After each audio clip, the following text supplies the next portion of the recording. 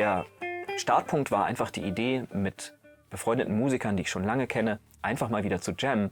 Und da ich es dann nicht lassen konnte, dann doch in Richtung, man könnte doch eine Platte draus machen, zu denken, ging es dann noch viel weiter. Angefangen hat das Ganze in Hagen mit der Rhythm Section, Bass, Gitarre, Schlagzeug. Kotaro Heid am Schlagzeug, Björn Lester am Bass und ich an der Gitarre. Und aus Jam Sessions und leichten Absprachen entwickelten sich einfache Themen und Akkordfolgen. Und wir haben viel Platz gelassen, dass es dann von da aus noch weitergehen konnte mit anderen Musikerinnen und Musikern.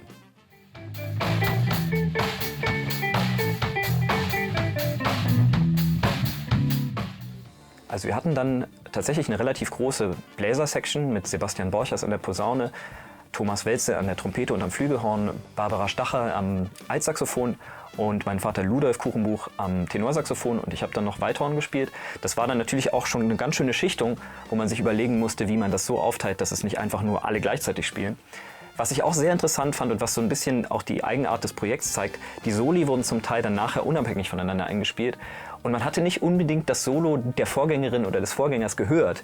Und das ist jetzt sehr interessant, wenn man die Platte hört, dass die Soli auch wirklich sehr unterschiedlich sind und vom Stil ganz klar die Persönlichkeiten der einzelnen Personen transportieren und gar nicht sozusagen so, oh, ich nehme jetzt die Referenz und mache sowas Ähnliches oder mache genau das Gegenteil von dem, sondern es ist alles sehr frei und sehr originell, finde ich.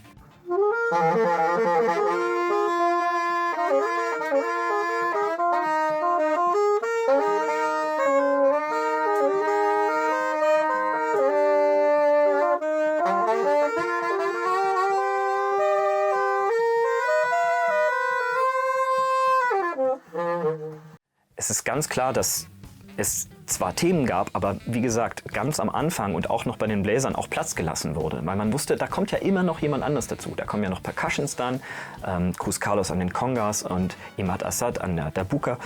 Und dann kommen noch Keyboards und ganz besonders auffällig war das bei dem Stück The Bastard. Da gab es eben so einen Mittelteil, der wirklich eigentlich von den Bläsern und von der Gitarre und Bass eigentlich nur aus Flächen bestand, wo gar nicht viel passierte.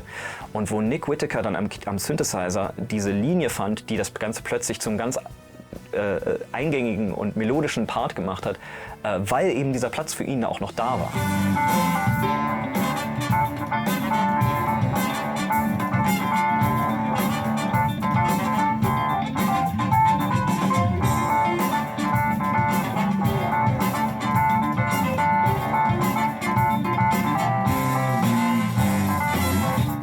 Besonders schön an diesem Prozess war es, dass es immer einen Überraschungsmoment gab.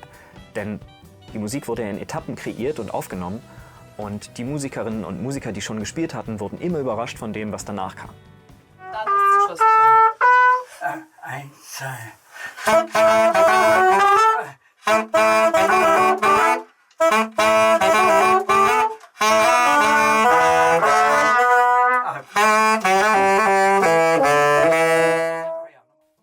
Für mich war diese Arbeitsweise deswegen sehr, sehr spannend, weil im Endeffekt ja die Idee ist, eine Art jazzartige Struktur zu haben, in denen es Soli gibt, in denen es freie Improvisationen über bestimmte Themen gibt oder über bestimmte Akkordfolgen. Nur, dass das Ganze eben nicht alle zusammen live mit direkter Reaktion gespielt wurde, sondern im Studio und das Studio in dem Sinne als Instrument und als Werkzeug benutzt wurde, dann auch Struktur in das Ganze zu bringen. Und das hat wiederum auch diesen Überraschungseffekt, dass man natürlich sich besonders über die Soli freut, die man gar nicht vorher gehört hat und dann im Gesamtprodukt erst wirklich präsentiert bekommt.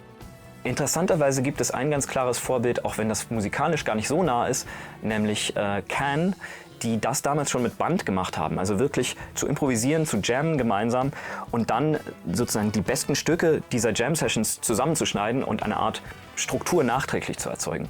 So extrem war es in diesem Falle nicht. Es gab schon auch klar komponierte Themen und Ideen und vor allem auch Brass-Riffs und Brass-Melodien. Aber trotzdem war die Struktur noch so weit flexibel, dass ich nachher teilweise Stücke woanders hinschneiden konnte oder auch ganze Sektionen rausschneiden und eben vor allem verschiedene Takes kombinieren.